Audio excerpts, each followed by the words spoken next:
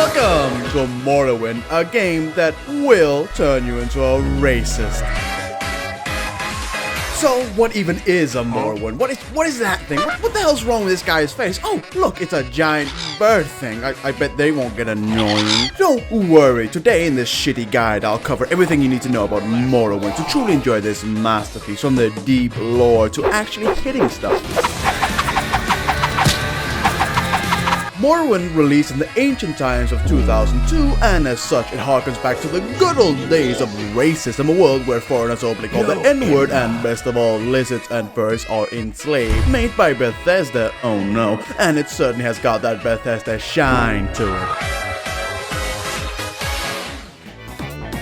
The Elder Scrolls 3 Morrowind takes place in, funnily enough, Morrowind, specifically the island of Vvardenfell, home to a plethora of different biomes and fauna like that thing and a giant maggot on stilts and whatever this is. While most games hold your hand and guide you through the start of the game like a loving parent, Morrowind does not do that. In fact, does the opposite. Kill him! Oh, it casts a spell! Please! Oh shit! Oh! You will die where you stand. Ow! Oh my god, Morrowind throws you into an ultra-rich world filled with the great lore, a unique combat system,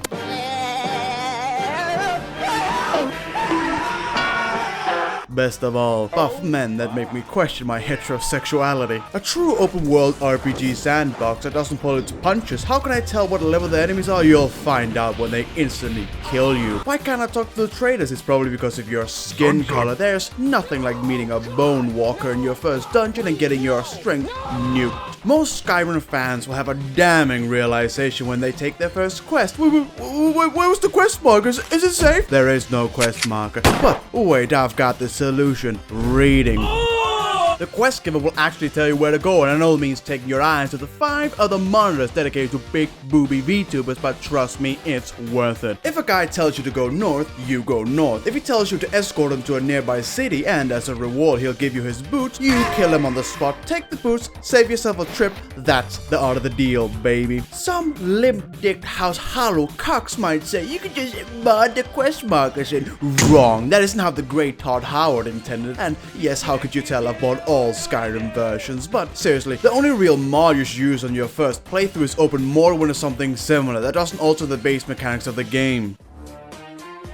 Morrowind's story is pretty well interesting. Actually, all of the Elder Scrolls lore can be considered quote-unquote colorful. This is also the lore that has produced 2 hot topics of debate that has befuddled intellectuals for years. Why do lizard people have boobs, and why don't the cat people have 8 boobs? Truly, these are the great mysteries of life. Anyway, enough of the horny Elder Scrolls community. Morrowind is home to the Dunmer, also called the Chimer in the past, but was also once home to another people, the Dwemer. These two united against a common enemy, the Northerners. After the war, the two people turned against each other, and the Dwemer tried to become gods, and it turned out as well as you can imagine. Things were looking up for the Chimer, especially the leader of the Chimer, Nerevar. Well, yes, but in fact, no. Nerevar was stabbed with a penis spear by his friend, his feet were cut off by his sicko wife, and finally his face was peeled off by another friend. Wow, that got dark real quick. These 3 claimed the Dwemer power and became the 3 god kings of Morrowind. Then Mummy Azura cursed the Chimer, turning them into black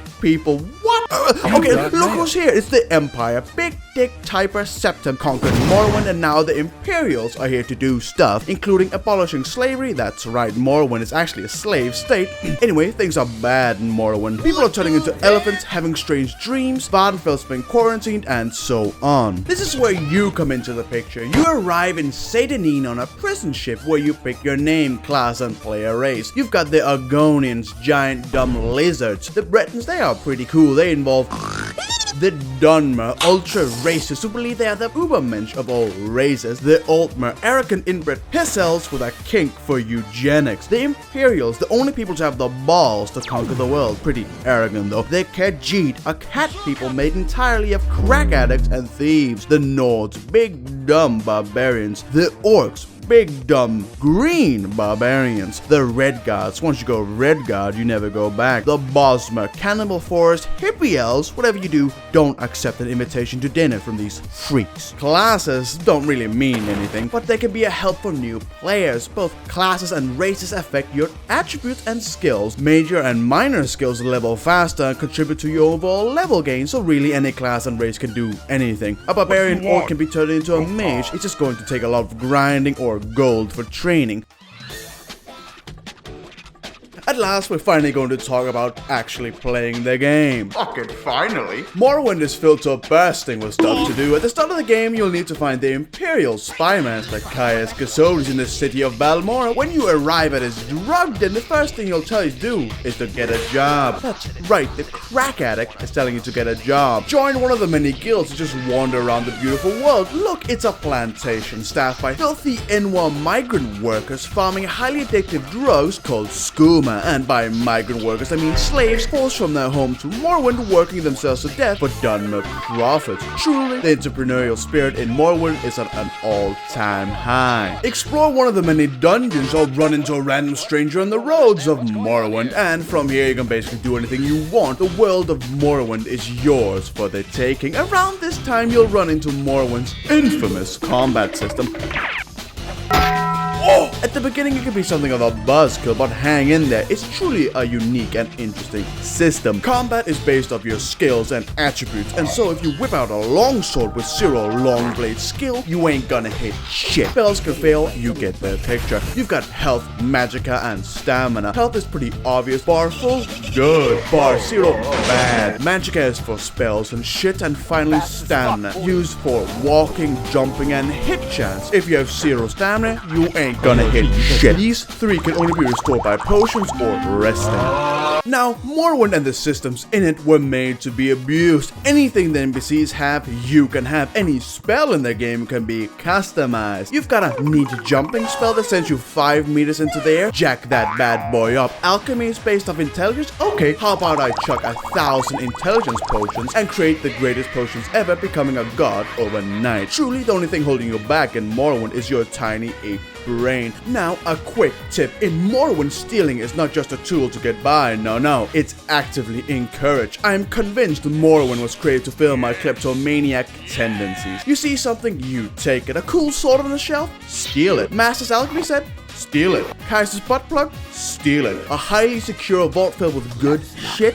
Steal it. In fact, I love stealing so much I've actually become Romanian. There's only one rule with stealing in Morrowind: don't get caught. Even if you get caught, the crime system in Morrowind's a bit of a funny one. If you commit a crime, you get a bounty based on what you did. If you steal something, it's going to be based off the item's value, but committing cold-blooded murder is only 1,000 gold. So if someone has a lot of stuff, simply kill him, take his shit, pay the 1,000 gold bounty, sell his stuff to this friendly mudcrab merchant for insane profits. Speaking of selling, every single merchant, excluding the mudcrab and this creepy thing, will rip you off. Man, this is some bullshit! Selling is based on how much they like you and your mercantile skill. Imagine this: you're the shopkeeper and some filthy Enwa Argonian walks in covered in blood, reeking of skooma, then it tries selling you 100 copies of the lusty Argonian maid. I'd rip off that motherfucker too, filthy Enwa.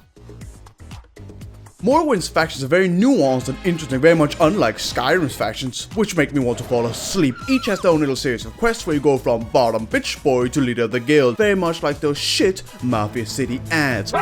You've got 3 groupings of factions: the Great Houses, the Imperial factions, and the native Morrowind factions. Compare the Dark Brotherhood to the Morag Tong. The Dark Brotherhood are an order of Enwa assassins who commit illegal murder for profit. Fucking savages. Now, the Morag Tong are a Dunmer group of assassins. They also commit murder, however, it is legal murder. If you want a guy dead, they'll kill him, then provide all the right legal paperwork. The Dark Brotherhood skulks around like gutter rats, whereas the Morag Tong simply ask for directions to their target like civilized folk. You've also got the great houses, the political parties of Morrowind. House Redoran are a group of staunch traditionalists. They favor strength, endurance, and other warrior qualities, and for some reason they live in giant croissant houses. I have no idea why. They absolutely hate anyone that isn't Dunmer. Now, all Dunmer are racist, but House Redoran are the racist of racists. The numero uno of being racist.